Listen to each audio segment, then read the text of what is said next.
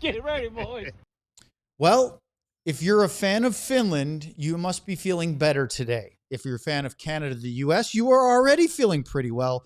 And if you're a fan of Czechia, they're also in a better mood. We're going to keep a little bit of an examination of the stars over in the Olympics and a lot of Dallas Star stuff because we got a special guest, Mike Heika, in studio with me and Sam right now on DLS.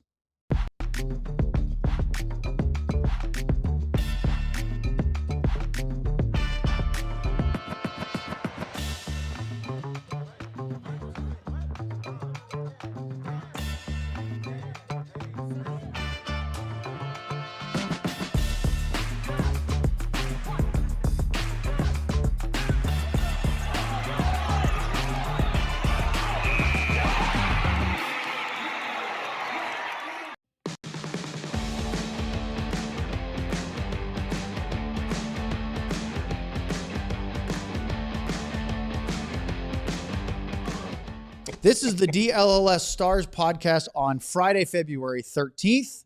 Hope you enjoyed our week so far. We actually have 2 days off in a row, Sam. I don't even know what to do with that. Sam Nessler, hello. As you can see, we have our returning champion today from the Dallas Stars. Senior writer Mike Heika is live in studio. We're thrilled to have you. Thanks, Mike, for coming in today. I'm Owen Newkirk. We have producer Ryan Vaughters. Mike, if it was a 2.5 to 3 week break with no hockey, I think we'd all go stir crazy. But we have Olympic hockey. Does that soften the blow of no NHL games? Yes and no. So my wife asked me, who are you cheering for? And I'm just like, I've had the fan, just knocked out of me because I'm just a reporter now. And so my problem with all of this is that none of this matters right now. And we're just waiting to get to the games that matter. And so then it's great and you can observe some things and watch some things like in the games right now, but you're just like, okay, well, oh, look, Finland lost. So what? And so as we found out today, it's really a tune-up, isn't it? It's weird. It's just weird watching the knockout these games. Stage. Yeah. So I always make soccer references and Luds rolls his eyes. And in a knockout style tournament, whether it's the European tournament or the Gold Cup in the U.S., of course, the World Cup, which is coming to North America this summer, which if you don't know, it's going to be a way bigger deal around here and around U.S., Canada, and Mexico than I think people quite realize. This is a massive thing. It's like the Olympics. I was going to say on steroids, but that's sort of a weird analogy. But anyway. It'd be banned. Yeah. But in those type of tournaments where you have 4 teams in a group, one definitely gets eliminated. Usually it's 2. Now this year there's a little bit of a different wrinkle because they've expanded the World Cup and blah, blah, blah. There is some heightened sense of drama of the group games when only 2 of 4 go through. Yes. 0 get eliminated. I know playing for a bye is a deal because 1 fewer game and risk of getting knocked out in a one-off is important. But Finland losing their first game, getting surprised by the Slovakians was not catastrophic, even though we all went, wow, that's a big surprise. Yeah. And I will say this, that the games that are going to be important will be better because they've played all these games. And I think that's an important part of it. So I covered the Olympics back in 2002, and the USA was just that was Salt Lake City? Salt Lake City, steamroller. And so the top line was Modano, Hull, and John LeClaire. Ooh. And they were crushing it. And meanwhile, Gretz was having trouble with Team Canada, and all the media up there was criticizing him. And he was blaming everybody for why they were so terrible. And they all got to the gold medal game, and Canada won. Yeah. And Canada just was better than Team USA because they had used all of that adversity to get themselves ready for that championship game. And it's funny because one of my moments was, so we go to the rail or whatever, where you talk to the athletes. And I look at Modano and I said, shrug my shoulders because I got the silver medal. And he goes, effing Hitch. And Hitch was the assistant coach for Team Canada, and he designed the defense that shut down the top line. That line. Yeah, that line. And then that's the irony of it all, that here you have Mike Modano's own head coach shutting him down in the Olympics. And that's the whole process of all this stuff. So yes, all this stuff matters right now, but we won't see that until we get to the. And it's funny because you talk about that, and there's pairs of teammates for Canada that are playing on the same lines. And some people are in the NHL media have been complaining, going, we didn't want to see two Vegas Golden Knights playing together or this or that or whatever. Yeah. But then you see the current and a previous Vegas head coach standing side by side, and Bruce Cassidy and Pete DeBoer. And I find that hilarious. Yes. Of course, Misha Donskov, who was with Pete before, is part of Hockey Canada. So he's involved. Radek Faksa running over his former teammate, Jordan Binnington, and fighting his current teammate, Thomas Harley, right? Like, it's wonderful and chaotic, and the games have been genuinely interesting. And the great thing is, aside for probably the last 40 minutes of USA Latvia, it feels like these have been very competitive games. Yes. And getting to those, winning the group is important. I worried about that when you talked about how you get through versus facing some adversity, that the U.S. group being what we think is the easiest, maybe it won't be that bad. I'm glad Latvia at least pushed them a little bit. Correct. But I wondered if that was actually better for the Finns and Swedes, and also for Canada, that they have to play Czechia, Switzerland. I mean, it's not just going to be a, tune-up. You're going to have to really earn your way through these. Yeah, and Latvia, if they win their zone, then, that makes a huge difference, because now somebody could face, Sweden or Finland.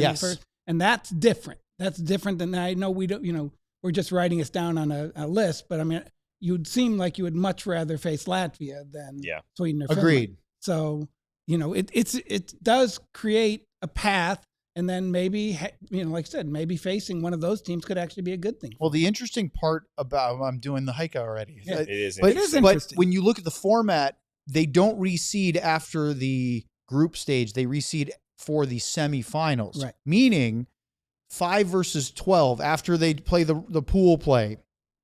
Will play each other, and the winner plays the number 1 seed. Well, if the U.S. cruises, and there's no reason why they shouldn't, and their goal differential is already +4, they would play the winner of the 5-12 matchup. That means that more likely than not, they'll play either, because I think 4 is probably going to be Sweden or Finland or whatever, but it could be one of those two, or Czechia, or Switzerland. I mean, it's not going to be some cupcake matchup in their quarterfinals, but it's also the Olympics. You don't expect that. Correct. Yeah, it'll all be fun. I get, I get to the point where I'm sitting here going, like, I think everybody gets that excitement, that first rush of, okay, we're in the Olympics. It's going to be fantastic. And it is a slow burn, as much as, from my point of view, it's fun watching these games. And you're right, they've been very intense, especially the first periods of every game.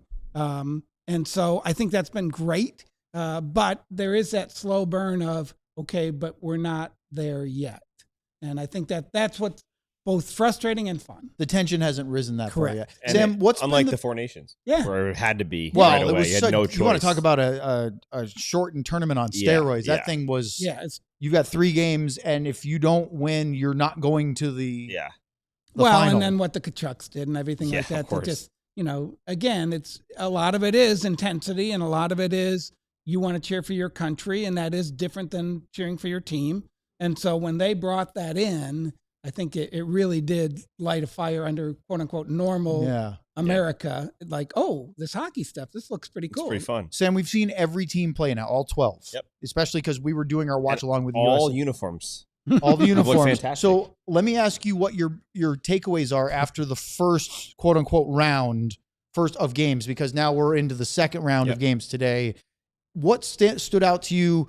Teams, atmosphere, uniforms, the way they've played, all that stuff. What's in your head right now? Well, so uniforms I won't dive into too much. We did a whole segment, but I will say Canada's red looks a lot better than I thought it did. I was giving them a lot of crap. Logan Thompson starting, which is an interesting thought. To your point, the white jersey they wore yesterday looked way better. And Switzerland's white looks a lot better. It looks a lot less boring I don't know than I thought if it would. I've seen one where I liked it on a still shot and then didn't like it in person. Always looks better. I feel like it always gets better when you see him wearing them. But for me, the big one has been unpredictability. I think each game there's been a team where you look at it and it should be. I think Mike was talking about before the show. Some of the women's games have been just blowouts, right? The U.S. just making teams look silly.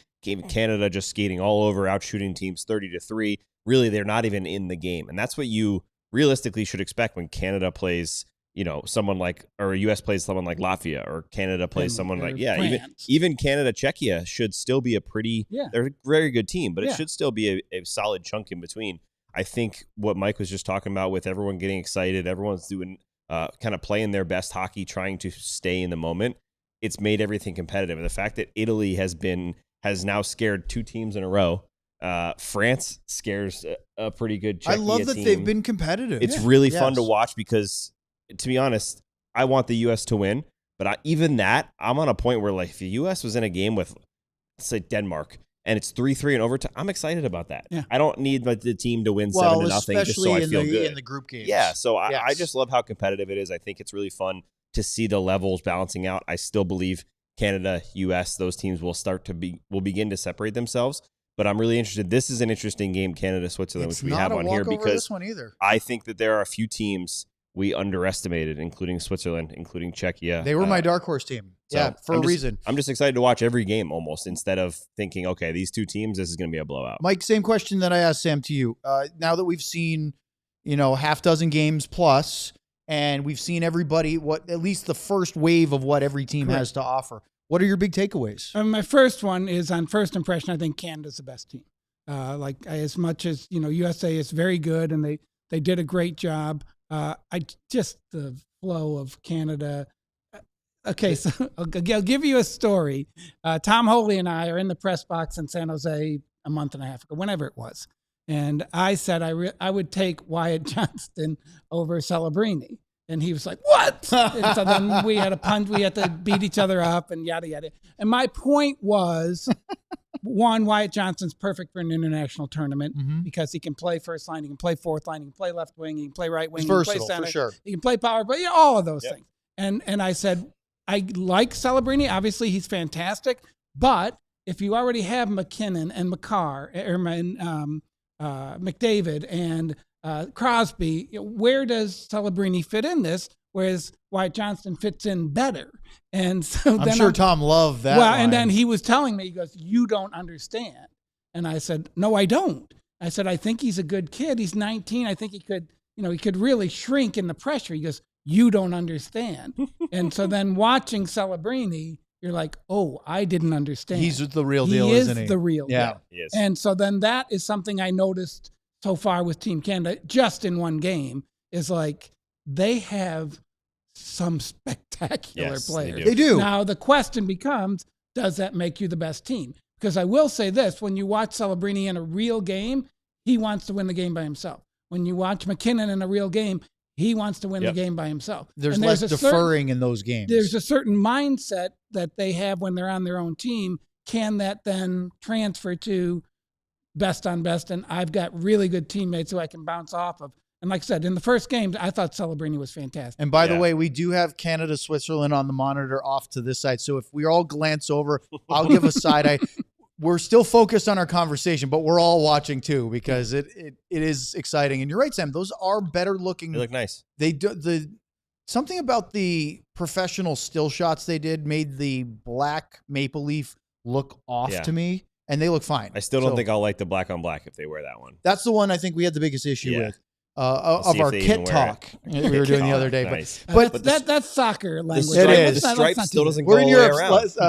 Hikes, we got to use that language a little bit. Stripe doesn't go all the way around, though. Like, what are they doing on the back of the jersey? That's a soccer thing. They do that. You know why? Because they don't want to break into the numbers. Have you analyzed their set pieces so far? That's a soccer. No corner kicks yet, but I can't wait for a few free kicks from like the high slot or whatever.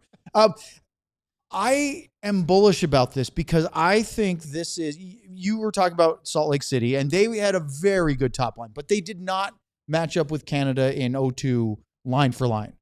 I think they're as close as they've ever been this year, the U.S., to you have him, oh yeah, we've got him. Correct. You've got him, we've got this guy. And to the point where I think their goaltending is better. And I think the U.S. could very easily win this gold. And this is, look, the U.S. has won one gold medal in the last, 50, well, no, not 50 years. What is it? It's 80 to 20, it's 46 years. Yeah. Math, right? I'm not sure I'm 1,000% confident in Connor Hellebuyck, though.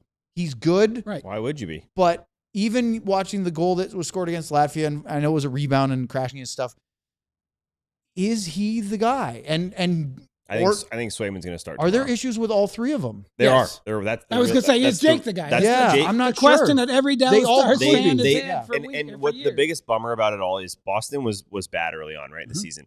Swayman wasn't very good. There was drama. He wasn't even in the conversation. Wasn't in the for conversation. starting. Yeah. Hellebuyck gets hurt. Out long term, he wasn't good in the playoffs. They had the issues.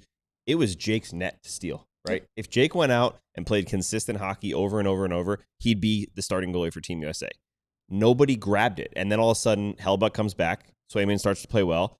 But they all kind of still fumbled a little bit here and there. Nobody grabbed that net. And Canada's got the same thing here, right? Logan Thompson's been the best. He's getting the start today. If he's healthy, He's the better goalie right now. I think he's the But guy. Binnington goes full Curtis Joseph when he plays for Team Canada and just changes the way that he plays the game. So it's tough to watch it because I'm with you what you're saying. Oh, and the big one with me with the U.S. versus Canada.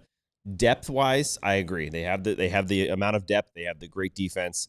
I just don't think the U.S. has the three keys that Canada has, which is McDavid and McKinnon and Makar. The U.S. doesn't have anyone on that level, in my opinion. And then the other one for me is Crosby's intangibles, leadership, stepping up in the biggest moments. I don't believe the U.S. has that. I want to push back on that, but we have to do it after the break here on DLLS. Getting older is never fun, or at least not when it comes to slow losses of energy or not feeling like you have that same drive that you might have when you're in your 20s or maybe even your mid-30s.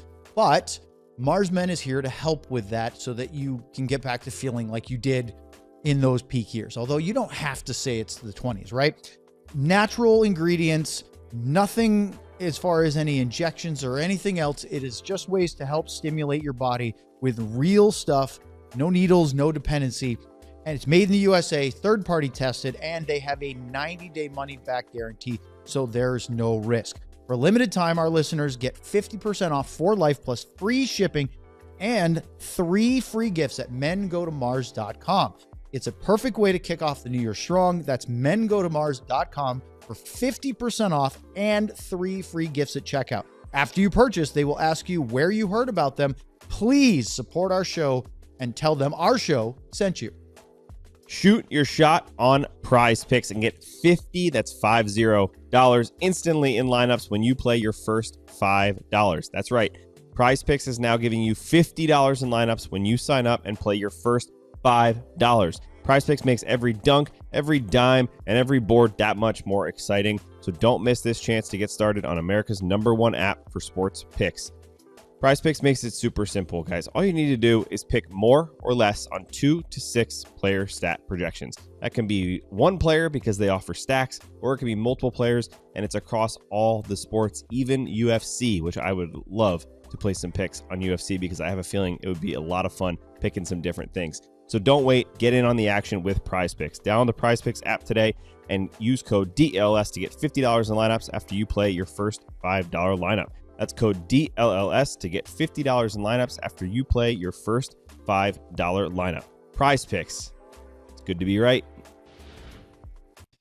All right, we're going to continue talking Olympics here as long as we want to, although we have a bunch of star stuff. We could do an hour with Mike just talking about the first 57 games. We could probably do 5 hours. There's a lot there.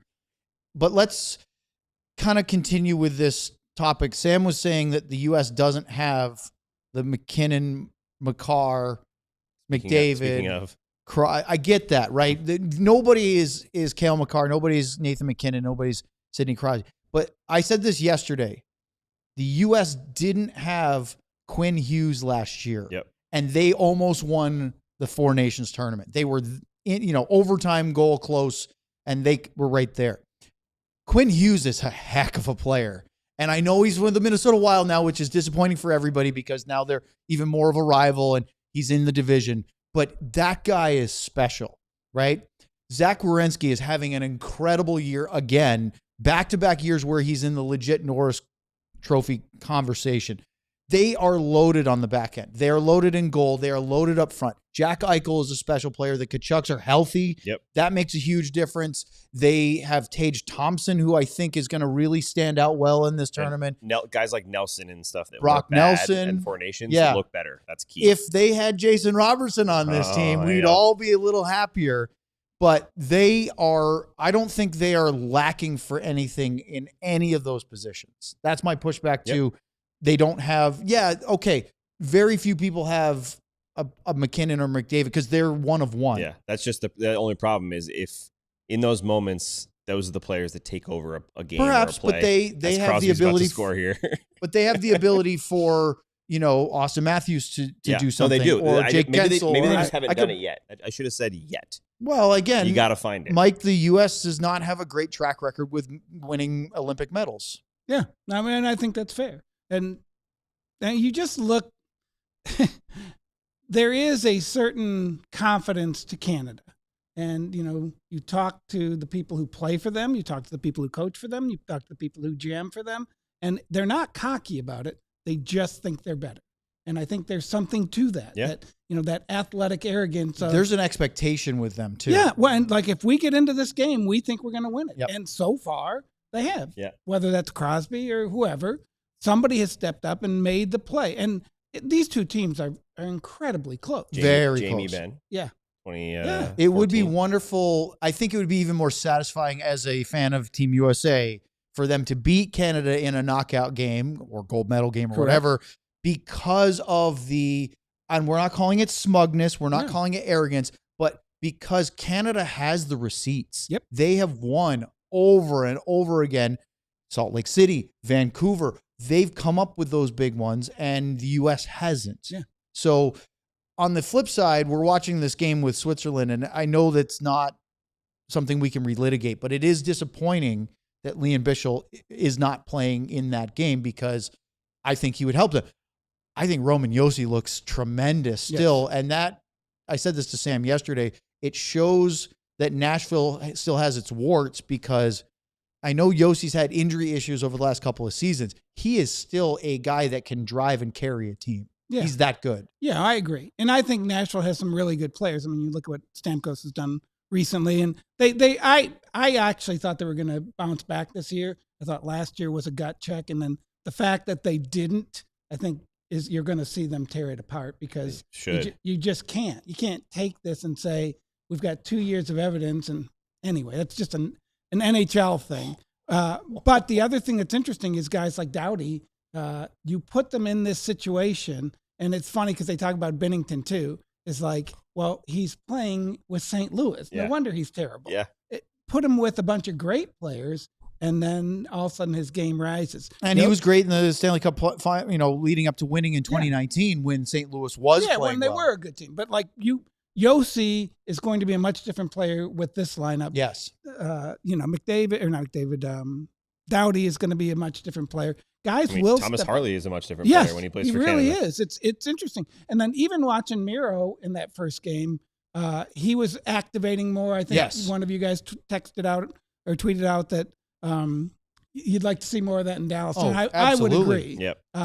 But it's clear that they are different players in this environment, which is also part of the fun. Let's talk about Finns for a minute, because Finland, with that stunning loss to Slovakia in the opening day on Wednesday, and back to our initial conversation about how much the preliminary games matter, that was one that had to have been a little bit of a wake-up call for them. Slafkovsky was great in the game, right? Halai was outstanding in goal, but it wasn't tournament defining because they're still in it, and they come back and they get a huge win over their rival. Arguably, the one that they want the most is to beat that Swedish game, right? I saw a headline that said Finns dominant over the Swedes. I don't agree with that at all. No. The scoreline of 4-1 looks like it, but it was a 3-1 game with an empty netter. They were the better team. They were clearly better, but it wasn't like Sweden was mopped off the ice. I thought it was a really good response. And so I wanted to ask you guys about the game, what you thought, and particularly the Stars, because we have 4 Finns from Dallas on that roster. What'd you think of their games today versus the first game? For me, the Mikko Rantanen got beat up a bit. I don't know if you saw it. 3 hits from Victor Hedman on one shift. He was getting beat up, thrown around a little bit, which is something we just don't see very often. He also had the hit from behind that he did his Mikko Rantanen arms up in the air, trying to sell it a little bit. But I thought they looked same. Miro and Lindell played the most minutes again. As you'd expect. I think Lindell might have even played a little bit more than Miro today, which was interesting. 28-30, something like that, versus 27-50. Just ridiculous racking up the minutes that they rack up. But they controlled the game. The one thing for me on Finland, good play by the way on Roope Hintz. Made a really good play at the blue line to break up the play as they entered the zone that led to Rantanen's long range. I immediately thought that was Esa Lindell. As soon as Rantanen shot that, I was like, that's got to be Esa. It was too much. It was too dead on and perfect. But a good play by them. So I think they were better. I liked that they were physical. I think each of them took a penalty in the game in some fashion. A lot of scrums going on. But the one thing for me was that was a Finland game. Right? We always talk about Finland. They're so structured. They're so rigid. They just frustrate you, and they attack on the I can't think counterattack is what I was trying to go for. That's a soccer term. Today, I think they had 18 shots against in the third period, but it wasn't like Saros was scrambly and the one play where he lost his stick. He was substantially better than he did. He looked better. Were you surprised that they stuck with him with the day off between games? I really was. I thought it was going to be Lankinen. Which is what they did in the Four Nations. Yep. But again, to our point earlier, Mike, that was so short and quick. They didn't have time to see if their goalie could sort it out. Yeah, and it's interesting. I like the two D-men. I like Heiskanen and Esa. I actually might like Esa better than anybody. I mean, it's strange to say because, I mean, he's one of my favorite players just because of who he is. But his game is the same no matter who he plays against. And I think that's a wonderful thing. So hopefully he gets into some high-level games and we get to see a little bit more. And the fact that he's with Miro as a partner now and has been all year, I do think it changes his game and gives him the opportunity to play the 23, 24, 25 minutes where he was only playing 20 before. So I'm very excited about that. And then I think Roope's been really good. Yep. I was talking to a guy the other day, hockey guy, and we both thought about that first game is that as good as Finland was, they really didn't make the goalie work that hard in the loss. And you're like, they are a hard scoring team. And like you sit there and look at Jason Robertson or Mikko or, all the guys that start Duchesne on several nights, and they pick corners and you're just like, whoa, that's impressive. And none of those guys do. Yeah. And Roope for sure doesn't. Like they talked about the backdoor play, and what a great save it was. And he shot it right into the pads he low. He does that a lot with He's Dallas. not He the most seems elevated. And I fear that Finland's biggest problem is they don't have those guys who can take a moment. It should be Mikko. Yeah. Finland's first game and their struggles to score reminded me a lot of Sweden's game today against Finland, where they were in it, but they couldn't find those. And you always make that joke, all Swedish, no finish. Right. That kind of felt apropos today about the Swedes. Yeah. And it looked like Finland struggled with that in their first game against the Slovaks. Yeah. And again, we go back to, you don't have Crosby, you don't have McKay, you don't have Tage Thompson, you don't have whoever. But I mean, there is a certain level of player who can do that. And it's why they make $9, $10, $12 million a year. So let's look ahead for a second because Canada scored again. Was that Harley? I didn't even see it. Well, he's celebrating. I came whipping along. We just saw them score, but I didn't see. Harley's on the ice. He had 2 assists. It was Harley in the first game. How about that? So how about that? Live on the air, Thomas Harley has just scored in the Olympics. There you go. He's such a better player when he plays. But he was. But no. But he was that guy in Dallas when Miro got hurt the back half of last year. He just hasn't been this year. Wow. But our whole hope is he goes to the Olympics and rediscovers his game. He's wide open. That's a nice finish. Where'd he go? 5-hole? Think so. I think he goes 5-hole. That watching him play like that, watching him play the other day, that's what we saw from Thomas Harley in the second half of last season. And we're going to start talking about star stuff too, but I feel very much like that's in him, but it's been, aside from the injury, which I think has been a part of it early in his year, kind of puzzling why he hasn't been able to get out of that funk. Well, and I mean, this is just me, being the armchair analyst or whatever, but I do still think his head is his biggest issue. Like everybody you talk to says his skating, his defensive play, his positioning, all those things are so much better than they were 5 years ago. But I also think he has that seed of doubt that's still in there. He has swagger. Why though? I don't know. What would he have doubt about? You can't. I don't know. You got to get into it, right? Because he gets into these, and here's one for you. I think his biggest, as much as Jim Nill helps him, I think Pete coaches the defense for Team Canada, and I think Pete loves him. That's an interesting point. And Pete just feeds him and says, "You're great. I want you to do this. He was a leading minute guy for Canada. Yep. Think about that. Yeah, think about that. I wonder if that coaching staff, right? Like we talked, I bumped into Steve Spott when Boston was in a town a couple weeks ago, and he had some very interesting, we were just talking off the record, off the thing, but he was talking about some of the players that Dallas has that, of course, they have a lot of familiarity with 3 years there. And Misha and Spotter and Pete, how they handled certain players.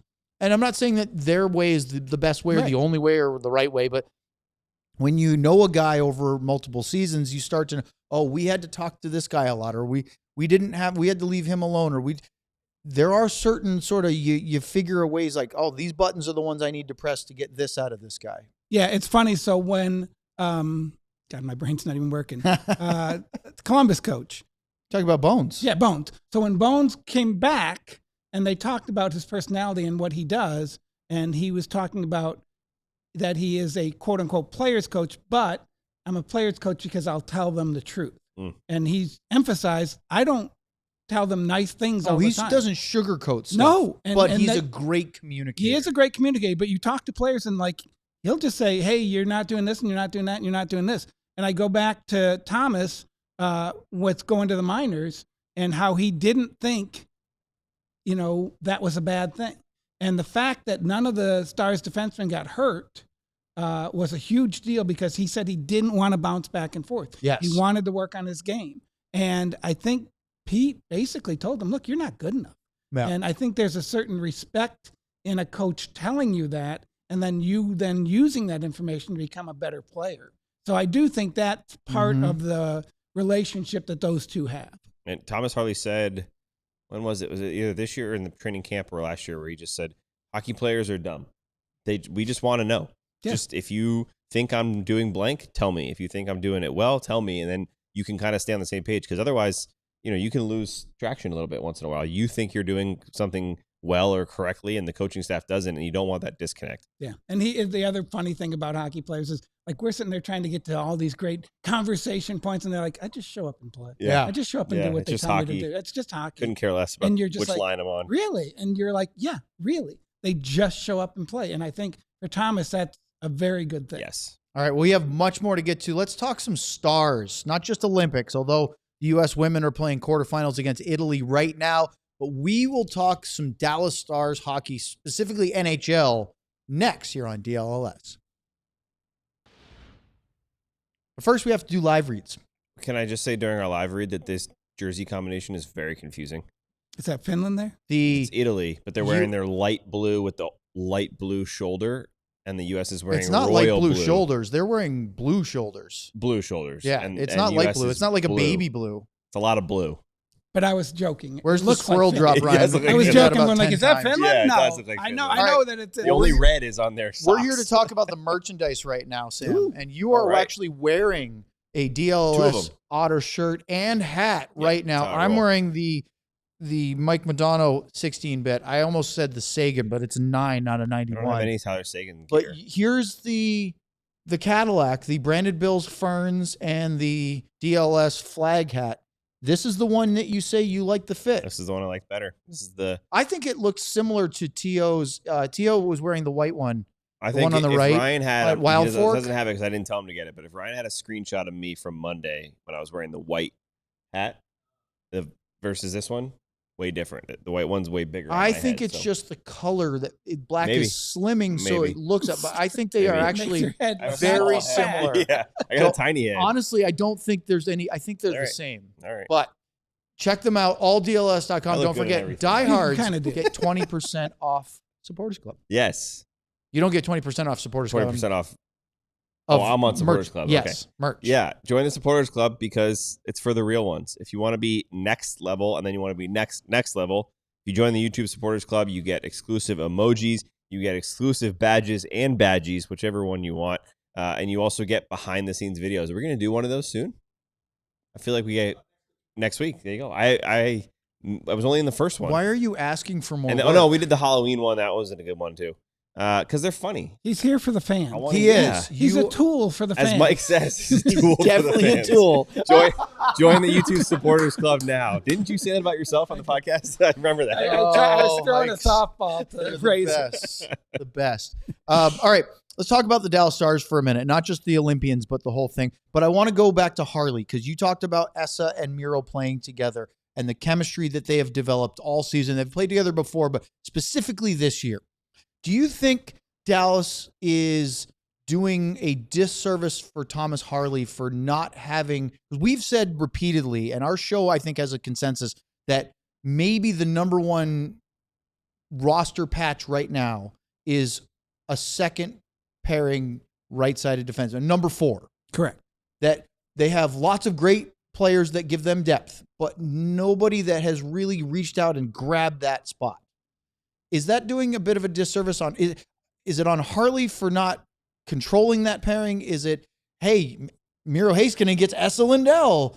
Is that a little bit of both? It's a little bit of both. The fact that Miro and Esa are playing so well together, it is what it is. Yeah. I mean, you don't want to break that up. They have I chemistry. mean, Cale Makar has Devon Taves. He's an excellent player and he Correct. compliments him well. And again, you always hear Miro can play with anybody. He can play the left side, he can play the right side, whatever. Him and Esa are good together. And good. I keep going back to the fact that I think Esa's playing his best hockey because he's playing with Miro. So then you don't want to take that away. So then you're right. Harley needs a partner. Now, this is, again, I hate to step outside and try and get into somebody's brain, but I just think Jim Nill wants Nils Lundqvist to be that guy. He's waiting for him to take He's that waiting step. for He's that. tried. And again, we have seen improvement. Yeah. And so he might be that guy. My guess is This year? I don't know. My guess is that the trade that they're going to make will be for a right-handed defenseman to play with Thomas Harley. Only think it's about a one te- left. Do you Well, think it's a temporary fix? You can argue there's other guys that might get moved, but I don't know. Yeah, it would have to My be. question is that are you looking for somebody to plug and play for this year's playoff run, or are you looking for somebody that has term that could be a longer term solution with Thomas Harley? The problem with the term is Jason Salary cap. Robertson. Yeah, I don't have any money. And so, again, okay, I'll throw a name out. How about Colton Parayko? Would they trade it? I think they would. And I talking don't to think people, St. Louis would unless you It'd be gave him a fantastic. king's ransom. I think he would too. I've heard- Hey, Oh, we got a surprise look at visitor. this guy. I can start asking snowmobile questions. The only problem is that We gotta- Ryan didn't set we up gotta our get the speaker. speaker, Luds. So right now, Luds, Hold your tongue. hold on, Luds, because everybody on the show watching can hear you, but we can't because we didn't expect to have a pop-in guest. So Ryan is actually trying to get the speaker up right now. So as soon as it's going, all right, Luds, test. let's see if we can hear you. Go ahead. Can you hear me now? Yeah. Oh, my gosh. I love it. I just wanted to jump in and say hi to Hey Mike. Luds, you look like you had a long night last night, eh? I've been up watching videos of this Carolina team, and then I had to put it together for our boys this morning. So, yeah, it's been a long night. So if people don't remember, Luds is in Blaine, Minnesota right now for his U18s big tournament up there. Did you play already today? Nope. All day off and play at 7 o'clock tonight. Oh, you just are pining. You just like, you can't wait to get to this. And it's like 45 degrees here. Wow. Really? Yeah, it's nice. It's really Is nice. that too warm for snowmobiling? Well, that's another story. So I actually blew the motor on mine the other night. Yeah. Let me guess. Too many RPMs? You've heard that, ride them hard and put them away wet and all that other kind of stuff. I didn't get to put it away. Just kind of It sat overnight out in the woods, and had to have a buddy go in there in the morning and pull it back, and so we'll see if he can get that one up and running. Or do we have more though? We have more sled. We have more than one. So have you ever seen the old Tom Cruise movie Days of Thunder about NASCAR drivers? Yeah. But right now, I have Robert Duvall in my head going 9,000 RPM. Well, this could have been a little bit more than that. Mike, it was a bit off. It was probably a bit off the map. Mike, how's it going in there? It's great. I'm happy to be here. It's an exciting time. I have a question for you. Oh, here we go. Perfect timing. My question for you is, Mike, let me ask you a question. So let me jump in. So when you do your bit with the Hall of Famer there, Razor, mm-hmm. you don't get to say more than 3 or 4 words in a row. Is it any different in there? Yes, they ask me questions. Believe it or not, it's funny. I tell people that I'm the Ed McMahon, Andy Richter on the Podman Rush because I'm just there to laugh at Daryl's jokes. Right, you are, sir. Hey-o. Anyways, do you want my question? Hold on. Before you ask the question, now I got to ask Luds something. Luds, have you talked to Razor in the last couple of days? I have not. So you're not aware of the hospital bed Instagram post he sent out, and then he was on the ticket yesterday letting everybody know that he is dealing with kidney stones. Oh, brutal. It could not happen to a better human being. Razor just had his birthday too, right? Yeah, I think. Is it today? It might be today. I think it's today. That's a horrible present for a birthday. Razor, we're gonna cut that. Happy birthday. I hope that stone is as big as his head. Okay, Mike, now you got to ask all right, Luds the question. So then back in 99 or 98, when you took all the defensemen up to Wisconsin for the snowmobiling all-star weekend, what were you thinking? Literally, you just thought, oh, it's not going to be that big of a deal. Then when you come back, what's the explanation to management and coaching staff? Unfortunately, one guy came back limping. One guy had a black eye, and that didn't. We thought we could cover a lot of that up, but it's funny the way you phrased that, Mike, is exactly what a Hitchcock said to me. I mean, I'm not kidding you. This is 4-6 of the Stanley Cup winning defense. So let me tell you about my two buddies there, number 2 and 24. The one thing I told them is when you leave the house, and I was on the lake, I said, when you leave here, you're going to see all these little channels that go off. I mean, there's lake to lake to lake. If you see a little one, don't go down that because that's generally a little creek or a river, and it could be a little shallow. And I get a call about 2 hours later, Luds, you need to come and get us. And I said, why? What happened? I figured a sled broke down. Well, we have a sled in the water, and I'm like, what? Wait, everything's frozen. I told them, I'm going to have somebody call you and get you. They came walking in the house. They were soaked from their hips down. So they went down the little thing. They dropped one of the sleds in the water. And then not only that, we got them running for them again. And then they thought that the tip-ups that are all over the lakes were like a road map for them. And they thought it was one of these obstacle courses, but they decided to run them all over. So then we got a DNR guy knocking on the door about all of the tips up. Yeah. So anyway, it was. Then there was a big fight. That just happened to be at a strip joint that was way out in the woods. I think it was like Porky's 3. So anyway, it was. They had a good time, and fortunately, when everybody got back in the lineup, it really didn't miss a beat. But I knew taking those two guys for sure. Nothing would stop them from playing the way that they play. So it was all Hatch good. and Maddie? Yeah. Oh, yeah. Adversity makes you better. It does. And Mike, have you heard about our alumni weekend coming up in April? No. You know that whole story? Yeah. You don't? Oh, Jesus. So anyway, we're all staying out at the PGA, and it's going to be where we play each other after one of those afternoon games like we've done in the past. There's an afternoon game against somebody, and it's like the first weekend in April. So, anyways, it's all being held out in at wherever the PGA thing is. Like I said, up in Frisco, Plano or Frisco, or Frisco, yep. PGA in Frisco, yep. There. Yeah. So I'm thinking, we're hoping we can get this little event to come out there on Thursday or Friday night and cover it, or a little bit. That would be fantastic.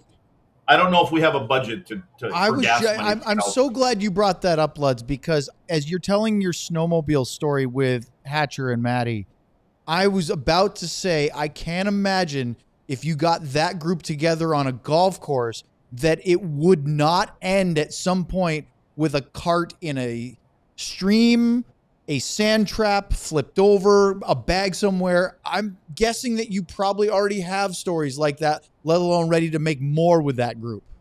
Yeah, but I'll be honest with you. It seems like the guys, when they come in for these events, we do them every year, the Big Hearts deal, and we split up and they play in the games and raise a ton of money for that. And they've always, for the most part, when the contestants or the people that are playing with them and all the things, they're on their best behavior. Now that goes out the window at about 9 p.m. But they're we just hope that they make it back the next day. But anyways, we're gonna do a little par 3, and then we're gonna have one of them kind of days where we all play with some kind of a group and stuff like that. And then ultimately, I think it's on Sunday or the day of the afternoon game. I think it's a Sunday. They're gonna move to the what's the one across the street, the nice fancy hotel, the W. They're going to move down there on Sunday. Okay. So they're going to spend 2 nights at the PGA, whatever that hotel is out there, then down at the W on Sunday for the game, and then get the hell out of town. You should get Sam up as to drive the beer cart for those events. I think they have hot girls. It's a good way to get injured. Sam might end up crashing the cart and something. Nothing against Sam, but I think we'll have some better drivers. Better options than that. All right, we got to do a quick ad break. More DLS in a moment here on our Star Show. Go ahead. Start off with Die Hard. Are we talking about a Die Hard? We've only done it 5 days this week. Yeah. If you want to be a Die Hard, you should do it. And I believe there's a QR code that will pop up right below Mr. Heika himself, Mike Heika, right there. alldls.com/diehard. You get all kinds of cool stuff. You get 20% off of merch like the hat and shirt that I'm wearing. Shirt that you don't have a shirt. I would love a Finnish Mafia shirt. I need to get one. Ryan, can you write that down? Finnish Mafia shirt for Heika. We should get you a shirt or even a Finnish Mafia hoodie. They're would love fantastic. A hoodie. All right. Heika, Heikka. Yep. Oh, 2Ks. Yep. He's finished. But you get all kinds of cool stuff. Plus, you get access to all the articles across all of the sports here, and with no ads and everything behind the paywall. A lot of the interesting stuff, the deep stuff, especially trade deadline, stuff like that, exclusive interviews, that's going to be behind the paywall, just like the timer is behind the QR code, so I can't see it. But the alldls.com/diehard, sign up right now so you can get all of those things. Yeah, I mean, I think one of the things, I don't know where the timer is on I don't this. either. So I want to point out that the Die Hard community has been growing. And as you would expect, because we are in our second year, and every time we've done a few Die Hard events, especially Stars ones, more people. And we start to recognize some folks that have been to the first or now the second or the third. And I tell you what, there's more demand. And it is an organic growth that will take time, but we're loving what we see. And I know I'll speak for Sam here. We saw some of our diehards out at Wild Fork Foods when we were there last Saturday out in Louisville, right off of Sam Rayburn Tollway and Josie Lane. Having those wings again tonight. Oh, again? Yeah, we only ate one bag. So Sam got chicken wings there, and it was great. But anyway, the diehards we're recognizing everybody, and we're seeing them in more places and helping each other out. And by the way, in the chat, Kendra said, if Ben doesn't get Heika a Finnish Mafia shirt, let me know. She'll get one for you. Wow. How about that? Kendra, she brought cheesecakes to our Die Hard takeover. They were fantastic. We love it. All right, let's bring Luds back on. I know he's still hanging around in there. Yeah, I'm going to get out of here for you guys. I know you got a lot. I got 2 things to say. I think as long as Ben is going to get a shirt for Mike Heika, why doesn't he order 4 more so that Mike can give them to the 4 Finns? Ooh. That would be something. Should I autograph them? If anyone could get it to them, yes, you should autograph them. Well, it would be Mike. Well, here's what I would do. If I was management there, Mike, I would say then get 8 shirts. They each get a shirt.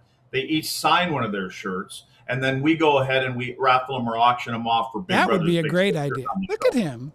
He's He's an idea an man. idea man for sure. He is an idea Hey, man. Lud, speaking of which, real quick before you go, Heika brought up, because we've talked a lot on the show about Justin Falk with St. Louis as an interesting trade target. He brought up Colton Parayko. You know Doug Armstrong really well. We all like Parayko's game, but I didn't think he'd be somebody that the Blues would part with. Do you think that's a possibility that they could get Parayko out of St. Louis? Well, I said no immediately. Again, everything's for sale, right? I mean, it's just what does Dallas. I mean, again, you got the two guys that could pull a deal or make a deal or sitting next. They're holding hands for the next week and a half. So, and maybe not. But again, Mike, I mean, you can answer that. Does Dallas have anything that they can actually? Because and besides the two guys up front, a couple guys up front from St. Louis. Those have to be three of the biggest bargaining chips that would be out there. How many other teams want Parayko? How many other teams can offer more than Dallas can or willing to? I don't know if Dallas wants to give up what Army would be asking for. But, and again, I think maybe Army does him a solid because after another couple months, he's not the guy in charge of that, so to speak. Right. Kind of pass it off. But that being said, Mike, what is the one thing the Dallas Stars need? What is the one thing Jim Nill's going to go out and get before the trade deadline? See, we argue on this. I think it's a partner for Thomas Harley. Well, we don't argue on it. I think we agree with that. I mean, that's Okay. why we're talking about Justin Falk, I think, or anybody else like that. And we brought that up. Well, you and I think alike. I think I said that the other day, or maybe that was yesterday. That there's your top four. That's what I think. Falk, yeah. But again, is Army going to put handcuffs on Jim because he knows that that's a piece that they need? And if you want Justin Falk, even though he's not 27, is he going to hold him to? I mean, can he say first rounder? I mean, when's their next first rounder? Next year, 2027. 2027. Is it late? Yeah. I mean, depends on where they finish, but yeah, you would presume likely. it would be. Well, and then the argument is, a if late you really round pick. think the window's now, is Bischel in that That's my argument? question. Would you trade Bischel if you Because I could think get that Parayko? gets a lot of has- deals done. If you include Liam Bischel, that gets some See, deals done. That's where you need guys like, and I'm not saying that they're not already there, but if you Right. could include a I don't know, a Bob Gainey, and I always go back to the staff that was that Bob had, and put them in a room and say exactly what you said. Are we legitimately in a position where that piece is going to give us the best odds possible to be a partner in the finals? Problem is for me, Luds, is if they went and let's say they got Parayko and they give up Bischel, to me that doesn't move the needle too much because Bischel's as much as you can move him, he's your only physical big defenseman. So is bringing in Parayko because he's a righty and he's a little bit more offensive than Bischel solve your problem? Now all of a sudden your bottom pair is extremely weak. You know what I mean? Like I feel like if you were I guess Bischel, my question on Bischel is Bischel ready right now to be that player in the play? Not yet. No. So not. then again, if that you're goes losing, back to Mike's original point. That goes back to is the time now? it's a time Yeah, now. you're right. Yeah. Now you pull the trigger on a Joe Nieuwendyk, or let's just say Brett Hull. You pull the trigger on that because you're that piece away. Like I go back to Mr. Hicks's comment, God rest his soul, to Bob. Bob, go find us the piece that's going to get us over the hump. Piece that's actually it was the piece that's going to get us past Detroit. That piece became the Colorado Avalanche, however you want to look at it. Yeah. But again, Hully comes in and scores that big goal. Is this team close enough to make that commitment?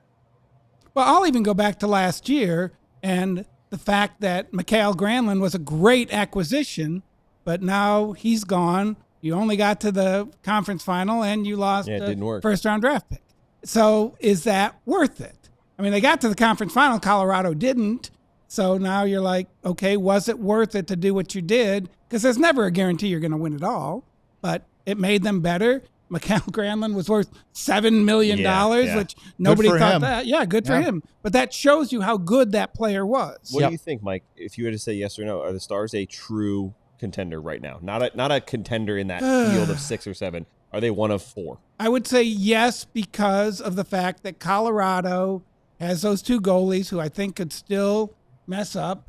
Dallas has No beat offense to our guest on Monday, Scott Wedgwood. There you go. Oh, we're going to put his feet to the fire on Monday. But again, I think to beat that team, you can do it. It's funny. I would say this. If they had to play Tampa or Florida in the Stanley Cup final, they would lose.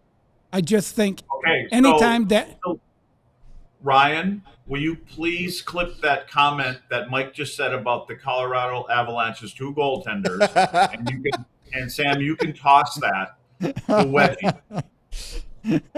Well, he won't be playing anyways. He's a backup. Oh, play that for him. Double down. Play that for him. Yes.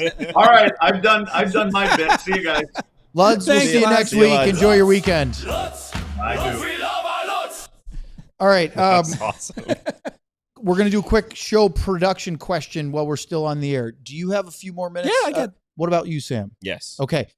We are going to end our show at the normal time, but I want to do a bonus mini pod segment because we have more Stars stuff. I want to talk about the coaching staff, but 4 minutes is not going to do it After justice. dark. So Stars After Dark or Stars After Hours here we'll do a happy hour here in just a few minutes. But before we wrap it up, let's talk about forward trade targets because we already mentioned how I think we all agree that top 4 defenseman probably would have the most impact.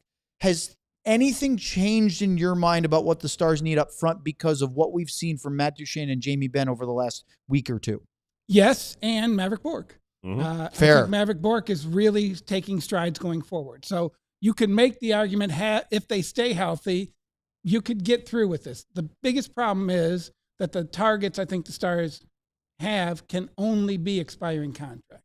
And so there are players out there who have contract extensions that I don't know that the Stars can acquire. And then the second part is how much do you have to give? Yeah. And again, is it better to go after a big target or is it better to go get a good defenseman and a good forward and then that makes you deep? I think. Well, go ahead, Sam. I was just going to say that is what Mike just said has shifted my mindset from they need someone who can help out in the top 6 to now they still probably need someone in the top 6, but he doesn't need to be Panarin. We thought they needed 2. Yeah. I think they could get. I think one. I don't know how they're still in the conversation for Kadri because I don't know how they make it, but they are. Yeah. Every time I hear about it, they're that might be the agent or another team or GM. But like a Blake Coleman for me, if he can go in on one of the lines. Year? No, he's a UFA after this. So that would be the to one me, guy, he could center a third line to allow Duchene jump up, or he could go up top so Duchene can have some more depth. I love Coleman. I'm really interested if they could get Ellie Tolvanen from Seattle, who's also a UFA. Yep, right.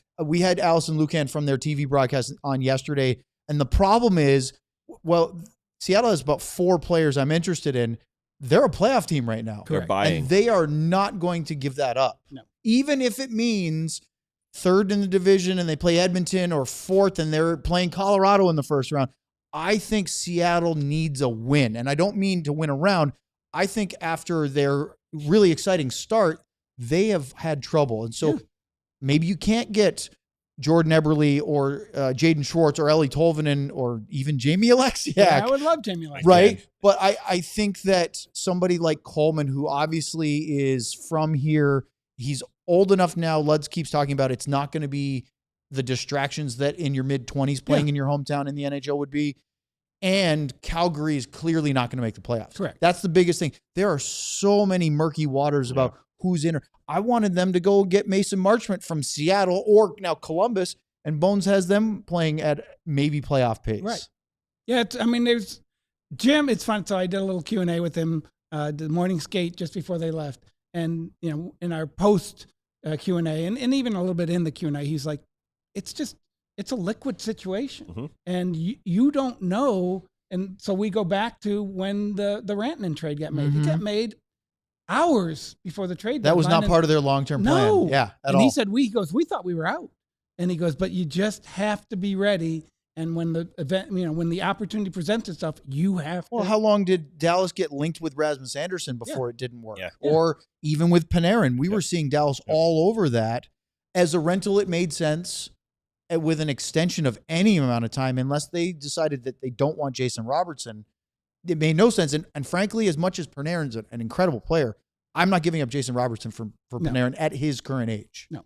Well, So- the one thing you could do on that one, and I would not do it, but the one thing you can do is you control Jason Roberts. Yes. So you can get Panarin, you can give him figure an it out later. extension. You could always and then trade you him can go after get the your year or something. Put it on layaway. whatever 2 first-round draft picks or key prospects for Jason Roberts. Yep. Yeah. So, I mean, there is an opportunity to do that if you think that it's not going to work out. But my gut feeling is Jason Robertson wants to be here. They want him to be here. They'll work it out. Yeah. Is there any doubt of that No.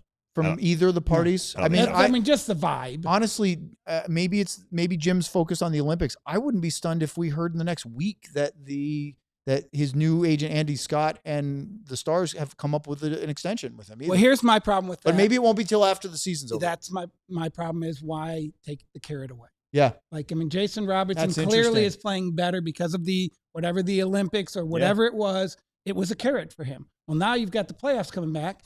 Jason's been fine in the playoffs. He hasn't been great in the playoffs. So why not say, look, go, like, you know who you want Mikko Rantanen money? Look at what Mikko Rantanen Yeah, does. go be that in the play. Go be when it Mikko matters. Rantanen in the play. And he might. Yeah. So I would leave that carrot out. He also said that to John Klingberg.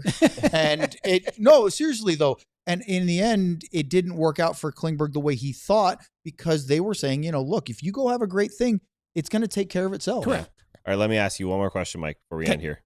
Is there any chance, because Luds keeps talking about knowing whether you're a contender or not, is there any chance the Stars don't make a big move this deadline because they don't believe any this move is the year? Well, I think they'll make something Yeah. to better the team, but is it a underwhelming move that just says, let's try to tread water by any chance? Again, treading water is pretty good.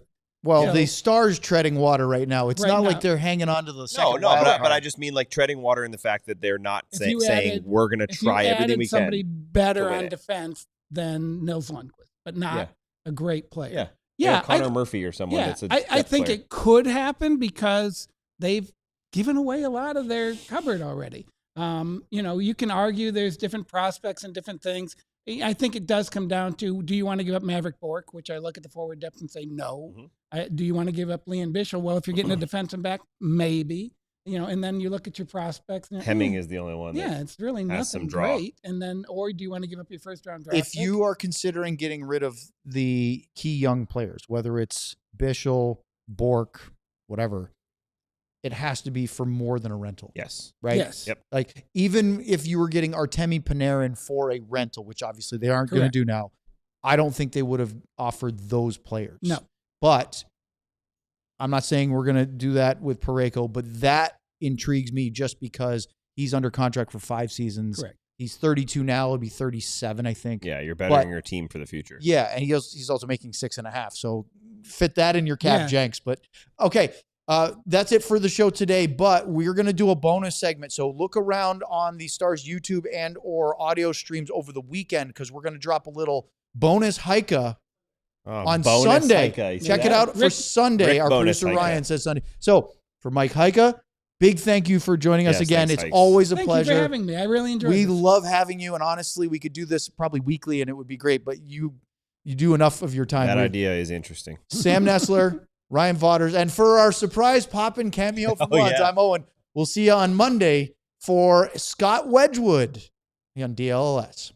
Proximity goal. We all silly like the mayor.